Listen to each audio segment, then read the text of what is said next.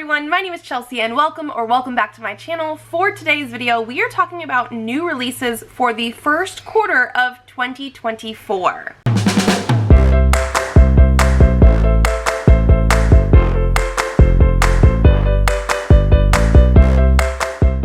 So it is that time of year. I do this every single quarter, but we are officially at that part where we're going into the new releases for the next year, for 2024.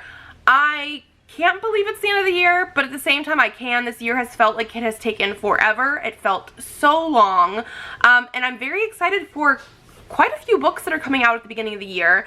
I have 24 books that I want to share with you guys along with their release dates.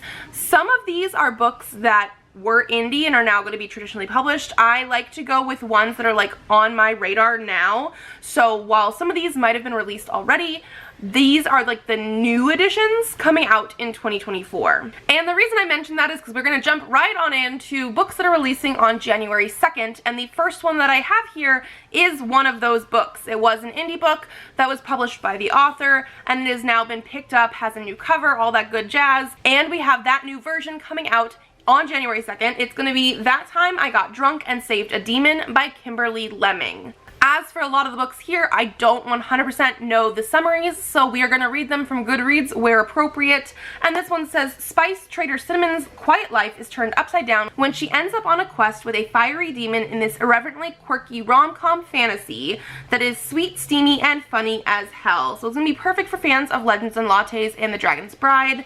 All she wanted to do was live her life in peace, maybe get a cat, expand the family spice farm. Really, anything that didn't involve going on an adventure where an orc might rip her face off.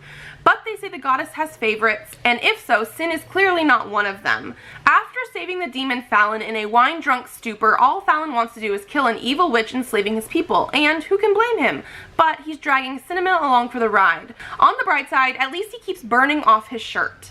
The other book that is coming out on January 2nd is A Fragile Enchantment by Alison Saft. Oh goodness, I don't think I realized that this is going to have Irish names. I think it's Niamh O'Connor. I'm probably 100% wrong, I am sorry, has never let herself long for more. The magic in her blood that lets her stitch emotions and memories into fabric is the same magic that will eventually kill her. Determined to spend the little time she has left guaranteeing a better life for her family, Niamh jumps at the chance to design the wardrobe for a royal wedding in the neighboring kingdom of Aberland. But Aberland is far from the fairy tale that she imagined. While young nobles attend candlelit balls and elegant garden parties, unrest brews amid the working class. The groom himself, Kit Carmine, is prickly, abrasive, and begrudgingly being dragged to the altar as a political pawn. But when Niamh and Kit grow closer, an unlikely friendship blossoms into something more, until an anonymous columnist starts buzzing about their chemistry, promising to leave them alone only if Niamh helps to uncover the royal family's secrets. The rot at the heart of Aberland runs deep, but exposing it could risk a future she never let herself dream of, and a love she never thought possible. Then we have one book releasing on January 9th. This is going to be Mislaid in Parts Half Known by Shauna McGuire. It is the 9th book in the Wayward Children series. No, I'm not even at this point in the series, but I have really been loving this one, and because I knew it was coming out, I wanted to mention it. I don't even know exactly what kid we're following, but basically this whole series is about like different portal doors to other worlds, and in the first book we're introduced to this like home for these children that come back changed from the worlds that they were in. They're still longing for those homes, but they're sort of closed off to them, and every other book seems to be about like the actual portal worlds that they go to. They're very different from each other. There's a lot of different, you know, tones in this series, but I've absolutely been loving them, and so this next book in the series is coming out on January 9th. Then we have one book coming out on January 16th, and that is Say You'll Be Mine by Naina Kumar. This one is going to be a romance that I'm very excited for. Magna Ramon's parents wanted her to be an engineer, but instead she's followed her passion, becoming a theater teacher and aspiring playwright. But when she discovers that her beloved writing partner, best friend, and secret crush Seth is suddenly engaged, and not to her, she realizes he's about to become the one that got away. Even worse, he's asked her to be his best man, and worse than that, she agreed. Determined to try and move on to relieve a bit of the pressure she feels, Meghna agrees to let her parents introduce her to a potential match. Maybe she'll even find the engineer her family wishes she had become. Grumpy, handsome engineer Karthik Murthy has seen enough of his parents' marriage to know that it isn't for him. He only agreed to his mother's matchmaking attempts to make her happy, never dreaming he would meet someone as vibrant as Meghna. Though he can't offer her a real marriage, a fake engagement could help Meghna soothe the sting of planning Seth's wedding festivities and Karthik avoid the absurd number of setups his mother has planned for the next year. But as they find common ground, grow protective of one another's hearts, and learn to fall for the flaws they thought they hated, an undeniable chemistry takes shape. Soon, Meghna and Karthik's expectations and insecurities threaten to risk something that's become a lot more real than they hoped. Then there's one book coming out on January 18th, and it's Voyage of the Damned by Frances White. For thousands of years, Concordia has maintained peace between its provinces. To mark this incredible feat, the Emperor's ship embarks on a 12-day voyage to the sacred Goddess's Mountain. Aboard are the heirs of the 12 provinces of Concordia, each graced with a unique and secret magical ability known as a blessing. Except one, Ganymede's Spicero, class clown, slacker, and all-around disappointment. When a beloved heir is murdered, everyone is a suspect. Stuck at sea and surrounded by powerful people without a blessing to protect him, odds of survival are slim. But as the bodies pile higher, Ganymedes must become the hero he was not born to be. Can he unmask the killer and their blessing before this bloody crusade reaches the shores of Concordia, or will the Empire as he knows it fall? Now, this is one that I've actually heard sort of compared as like a fantasy Agatha Christie murder mystery thing. I'm very excited. Then one book is releasing on January 23rd, which is My Throat an Open Grave by Tori Bovolino. This is being billed as like a labyrinth retelling sort of thing, which makes me very intrigued, even though I tried a different book by Tori Bovolino and didn't exactly love it. It says, Leah Jones has no hope for a future outside of Winston, Pennsylvania. She's on the verge of dropping out of high school, barely balancing her job at the gas station with her duty to care for her baby brother, Owen. But when Owen is taken by the Lord of the Wood, Leah must face the dangers of the wood to write a song that will win Owen back, and the truth of how her life went so very wrong. That's all we have here. I'm very curious to see what exactly this one's going to be about. Then we actually have 4 books releasing on January 30th. The first is A Quantum Love Story by Mike Chen. The only thing harder than finding someone in a time loop is losing them. Grieving her best friend's recent death, neuroscientist Mariana Pineda is ready to give up everything to start anew, even her career, after one last week consulting at a top-secret particle accelerator. Except the strangest thing, a man stops her and claims they've met before. Carter Cho knows who she is, why she's mourning, why she's there, and he needs Mariana to remember everything he's saying, because time is about to loop. In a flash of energy, it's Monday morning again.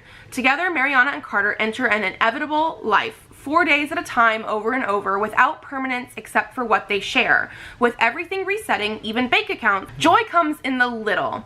A delicious and expensive meal, a tennis match, giving a dog his favorite treat. In some ways, those are all that matter. But just as they figure out this new life, everything changes, because Carter's memories of the time loop are slowly disappearing, and their only chance at happiness is breaking out of the loop forever. We also have Canadian Boyfriend by Jenny Holiday. Once upon a time, teenage Aurora Evans met a hockey player at the Mall of America. He was from Canada, and soon he was the perfect fake boyfriend, a get-out-of-jail-free card for all kinds of sticky situations. I can't go to prom. I'm going to be visiting my boyfriend in Canada. He was just what she needed to cover her social awkwardness. He never had to know. It wasn't like she was ever going to see him again. Years later, Aurora is teaching kids dance classes and battling panic and eating disorders, souvenirs from her failed ballet career, when pro hockey player Mike Martin walks in with his daughter. Mike's honesty about his struggles with widowhood helps Aurora confront some of her own demons, and the two forge an unlikely friendship. There's just one problem. Mike is the boy she spent years pretending was her Canadian boyfriend. The longer she keeps her secret, the more she knows it will shatter the trust between them. But to have the life she wants, she needs to tackle the most important thing of all, believing in herself. We also have The Invocations by Crystal Sutherland. Zara Jones believes in magic because the alternative is too painful to bear, that her sister was murdered by a serial killer and there is precisely nothing she can do to change it. If there's anything Zara cannot stand, it's feeling powerless. So she decides she will do whatever it takes, even if that means partaking in the occult, to bring her sister back from the dead. Jude Wolfe might be the daughter of a billionaire, but she is also undeniably cursed. After a deal with a demon went horribly wrong, her soul is now slowly turning necrotic. Flowers and insects die in her wake, and monstrous things come to taunt her at night. If Jude can't find the right someone to fix her mistake, she fears she'll die very soon. Enter Emmer Bryn, the solution to both Zara's and Jude's predicaments, the daughter of a witch. Emmer sells spells to women in desperate situations willing to sacrifice a part of their soul in exchange for a bit of power. A bit of magic to change their lives. But Emmer has a dark past all her own, and as her former clients are murdered one by one, she knows it's followed her all the way to London. As Zara and Jude enter Emmer's orbit, they'll have to team up to stop the killer before they each end up next on his list. And then we also have All Roads Lead Here by Mariana Zapata. Mariana Zapata is quite famously known for being an indie slow burn romance writer. I have not read this one, even though it did come out as a previous indie book a couple years ago, I want to say, but we are getting a new cover, sort of traditionally published now, and it also says it will have new exclusive content. So the people we lose take a part of us with them, but they leave a part of themselves with us too. Aurora de la Torre, or Aura to her friends, knows moving back to Pagosa Springs, Colorado, a place that was once home and is now full of bittersweet memories of her late mother, isn't going to be easy. Starting your whole life over probably isn't supposed to be. But after breaking up with her longtime famous musician boyfriend, hiding out in a small town in the mountains might be the perfect remedy for a broken heart. And checking out her landlord who lives across the driveway just might cure it too. Only Tobias Rhodes didn't rent out the apartment to her, rather it was his teenage son Amos. Fiercely protective of his family and distrusting of strangers, gruff and grumpy Rhodes initially keeps Little Miss Sunshine Aura at a distance, but over days and weeks, long hikes and fireside chats, Aurora breaks down his walls and soon an unbreakable friendship blossoms into a once-in-a-lifetime love. Moving into February, there are 2 books releasing on February 6th. The first is Bride by Ali Hazelwood. Ali Hazelwood has obviously been very popular with like contemporary STEM romances. This is going to be paranormal though. Misery Lark, the only daughter of the most powerful vampire councilman of the Southwest, is an outcast again. Her days of living in anonymity among the humans are over as she has been called upon to uphold a historic peacekeeping alliance between the vampires and their mortal enemies, the Wares, and sees little choice but to surrender herself in exchange. Again. Wares are ruthless and unpredictable, and their alpha, Lo Morland, is no exception. He rules his pack with absolute authority, but not without justice. And unlike the Vampire Council, not without feeling. It's clear from the way he tracks Misery's every movement that he doesn't trust her, if only he knew how right he was. Because Misery has her own reasons to agree to this marriage of convenience, reasons that have nothing to do with politics or alliances, and everything to do with the only thing she's ever cared about.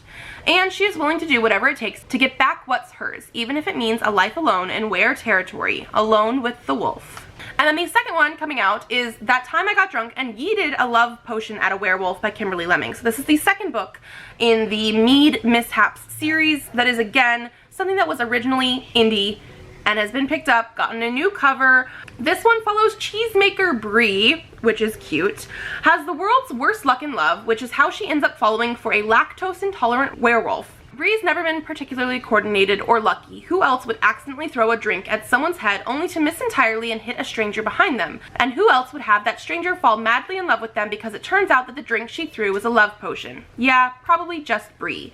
Running her cheese business and dealing with a pirate ship full of demons that just moved into town was hard enough. Now on top of it, she has to convince a werewolf that she's not really his fated mate. Though even she's got to admit, having a gorgeous man show up and do all her chores while telling her she's beautiful isn't the worst thing to happen to a girl. Then moving on to February 13th, we have 4 books coming out on this date. The first is At First Spite by Olivia Dade. When Athena Graydon's fiance ends their engagement, she has no choice but to move into the spite house she recklessly bought him as a wedding gift. This is a problem for several reasons. The house, originally built as a brick middle finger to the neighbors, is only 10 feet wide. Her ex's home is attached to hers. And Dr. Matthew Vine, the freaking third, aka the uptight judgmental jerk who convinced his younger brother to leave her, is living on the other side, only a 4-foot alley away. If she has to see Matthew every time she looks out her windows, she might as well have some fun with the situation by, say, playing erotic audiobooks at top volume with the windows open. A woman living in a spite house is basically obligated to get petty payback however she can, right? Unfortunately, loathing Matthew proves more difficult than anticipated. He helps her move, he listens, and he's kind of hot. Damn it. We also have Hannah Tate Beyond Repair by Laura Piper Lee. Hannah Tate can hardly believe her sleep-deprived eyes when she finds an engagement ring hidden in the closet. Killian, her super responsible, incredibly attractive boyfriend and the father of her new baby, Bowie, is finally going to propose. But a romantic night out goes horribly wrong when Killian reveals he's dumping Hannah, not proposing. Furious and heartbroken, Hannah takes Bowie and moves in with her mama and stepdaddy in the mountains of Blue Ridge, Georgia. Hannah realizes that her parents' cabin has vacation property gold written all over it and could save her mama from going broke again. Only problem, the cabin's decor is mildly terrifying and it's in desperate need of renovation. Hannah hires the hot carpenter living in the tree house next door to fix up the place. Not only does River respect Hannah's business acumen, he looks at her like she's a woman, not a hot mess. And Hannah can't deny that River awakens something new inside her. Can Hannah embrace a future that looks different from the picture-perfect family she once dreamed of, and maybe start living life on her own terms? Then we also have the Princess Protection Program by Alex London. Every fairy tale ends with its characters living happily ever after, right? A valiant prince quests long and hard to reach the castle where the sleeping princess lies, and with a kiss, he will awaken her. But what if the princess does not think a kiss from a stranger is a very pleasant way to wake up? When Rosamund flees her prince, a door of opportunity opens, and she steps through to the Home Educational Academy, the HEA for short. Rosamund has found the Princess Protection Program, where fugitive fairy tale princesses escape unwanted affections, untimely ends, and all the other perils of their stories. But as Rosamund adjusts to life in the real world and makes her first real friends, Rana, who left her story after an incident with a frog, Serena, a former mermaid, Cindy, and Charlie, who didn't want to get married after just one dance, and others, she has more and more questions. Does anyone ever graduate from the HEA? Why doesn't anyone seem to remember former students? Is the kindly fairy headmistress all she appears to be? Is anyone? And the most important question of all, can Rosamund change her story? And then we also have Sakura Saku Volume 2 by Ayo Sakisaka. The cover is not in English yet, but this one sounds really cute. I have not read the first one yet either, but I had to mention it. So the first summary, the summary of Volume 1, says a mysterious boy comes to Saku Fujigaya's rescue when she falls ill on a train, but he leaves before she can thank him. After this experience, Saku never ignores strangers in need of help to emulate the boy who helped her. Saku Fujigaya would like to thank the boy who helped her, but all she has is a note signed Ryosuke Sakura. She discovers that a boy at her high school, Haruki Sakura, has an older brother named Ryosuke. She asks Haruki to deliver her thank you letter to Ryosuke, but he refuses. I really do like Ayo Sakisaka's work. It's going to be probably a very cute shoujo romance sort of thing. Like, I do want to read these. Then on February 14th, we have one book. It is going to be Steal the Stars by Anne Aguirre and P.T. Mailey. And Anne Aguirre is one of those authors that does traditionally published and indie published, and this looks like it's going to be an indie published one. He's heroic, he's selfless, he's trying to save everyone. This is a sci-fi alien romance, so I'm probably gonna not say this name right. Nescience has spent a lifetime trying and failing to please his progenitor, who is a high-ranking admiral in the coalition. When they made first contact on a planet called Earth, he didn't expect to fall for the ambassador assigned to his delegation, and he never expected to lose her either. But thanks to a ragtag group of humans who can play the long odds, he has a second chance with Maddie, and to break free from the admiral's influence. She's smart, she's loyal, she's trying not to lose everything. Maddie has forgotten more about Xeno studies than others will ever know. She loved being an ambassador, but the diplomatic corps crashed and burned, leaving her jobless. When Eno vowed eternal devotion, then disappeared, she cursed his name. She can fire a weapon or pilot a shuttle, at least in theory, but suddenly her life is a lot more edge-of-your-seat action than theoretical knowledge. But maybe there's more to the story. There's certainly a whole lot of danger in the form of the flagship in low orbit. When very civilized aliens try to enlist a crew of con artists to destroy the world, it's bound to be a stellar adventure. Then there's one book releasing on February 16th, which is an Heir of Frost by Elise Kova. This is going to be the fourth book in the Trial of Sorcerers series, so I'm obviously not going to talk about this summary exactly. This is a series I have absolutely been loving. It is by an indie author. It is YA, and the first book is basically about our main character, Ira, who has like water ice magic, and in that first book there is a competition aspect of trying to get like the best of the best from this like elemental academy school thing to go from their country to another country, and there are different fantasy races and stuff too. Like, I've really been enjoying it. This is the 4th out of, I think, maybe a potential 5-book series. I definitely want this one. Then there are 2 books coming out on February 27th. The first is The Partner Plot by Christina Forrest. To Violet Green, fashion is everything. As a successful celebrity stylist, she travels all over the world living out her dreams. Professionally, she's thriving, but her personal life is in shambles. After surviving a very public breakup with her ex-fiancé 6 months ago, Violet is now determined to focus on her career. But life hands her something, or rather someone, that might derail everything. Xavier Wright did not expect to run into his high school girlfriend Violet, the girl he once thought he'd marry, on a birthday trip to Vegas. As a high school teacher and basketball coach, he rarely leaves his New Jersey hometown, so what were the chances? But when the initial shock wears off, they decide to celebrate together. They feel young and reckless as they party the night away, and reckless they clearly were when the following morning they wake up beside each other with rings on their fingers. Their impulsive nuptials might be a blessing in disguise, though, when they realize that both of their careers could benefit from the marriage, so they play the part of blissfully wed couple. Yet, when their passion comes hurtling back, they realize their feelings are just as real as they were back when they were teens. But are their lives too different to stick it through, or will they finally get a happy ending? And then we also have Tender Beasts by Liselle Sambury. Sunny Bear has 4 siblings, but only one is a murderer.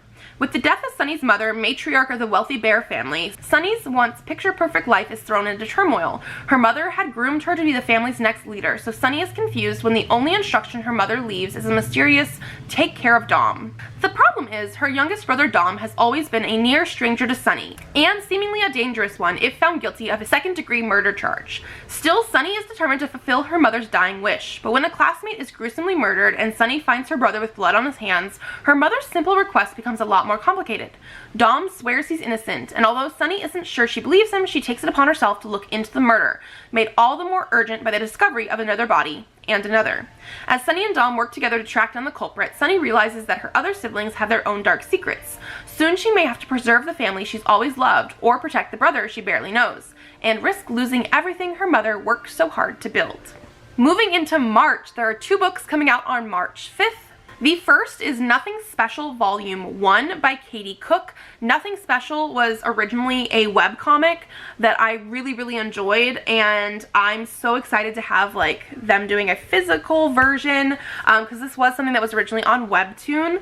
In the grand scheme of the worlds at large, Callie thinks she's nothing special. Sure, she's friends with the ghost of a radish, and her dad owns a magical antique shop, but she spent her life in the human world. Her dad won't let her join him on his collection trips in the magical realm for her own protection, so she's only caught glimpses of that world through the gates of the town where her father's store is. On her 17th birthday, Callie goes home with her friend Declan to find her home in disarray and her dad missing. Signs of a struggle point to the portal to the magical realm, and when there are signs, you follow them. Now it's up to Callie, Declan, and Radish to band together and bring him home. As they face creatures good and bad and all sorts of adventure, Callie and Declan may just find out that they are both special in their own ways after all. And then we also have 3 Kinds of Lucky by Kim Harrison. I know Kim Harrison's a very popular author, but I've never read anything by her. Petra Grady has known since adolescence that she has no talent for magic, and that's never going to change. But as a sweeper first class, she's parlayed her rare ability to handle dross, the damaging magical waste generated by her more talented kin's spellwork, into a decent life working at the Mages University. Except Grady's relatively predictable life is about to be upended. When the oblivious, sexy, and oh so out of reach Benedict Storm needs someone with her abilities for a research project studying dross and how to render it harmless, she's stuck working on his team, whether she wants to or not. Only Benedict doesn't understand the characteristics of dross like Grady does. After an unthinkable accident, she and Benedict are forced to go on the run to seek out the one person who might be able to help, an outcast exiled 10 years ago for the crime of using dross to cast spells. Now Grady must decide whether to stick with the magical status quo or embrace her own hidden talents and risk shattering their entire world. Then we have 1 book releasing on March 12th, which is Those Beyond the Wall by Micaiah Johnson. This is going to be a sort of like sequel to The Space Between Worlds, which was my top book of whatever year that one came out. Was it like 2020? I don't know. It feels like forever ago. Like it's been like 3 or 4 years since that first book came out. I really loved it, and this is technically going to be the second one in this series. I don't know if it's a full companion or not. It looks like I can read the summary to you because it doesn't seem like it's going to necessarily be the same characters, same like continuation of that. It might just be in the same world. So let's read this. Scales is the best at what she does. She is an enforcer who keeps the peace in Ashtown, a rough, climate-ravaged desert town. But that fragile peace is fractured when a woman is mangled and killed within Ash's borders, right in front of Scales' eyes. Even more incomprehensible is that there was seemingly no murderer. When more mutilated bodies start to turn up, both in Ashtown and in the wealthier, walled-off Wiley City, Scales is tasked with finding the cause and putting an end to it. She teams up with a frustratingly by-the-books partner and a brusque but brilliant scientist in order to uncover the truth, delving into both worlds to track down the invisible killer. But what they find points to something bigger and more corrupt than they could have ever foreseen, and it could spell doom for the entire world. I'm very, very excited. The first book, like I said, was one of my favorites. It was sci-fi, it was queer, like I need this one. And then like that, we are on the last book that I have for this list. It's one book coming out on March 26th, which is going to be Maya's Laws of Love by Alina Kajawa. So this is another romance. Maya Mirza is so convinced she's unlucky in love that she's come up with a list of laws to explain it. Most importantly, Maya's law number 1. Anything that can go wrong will go wrong.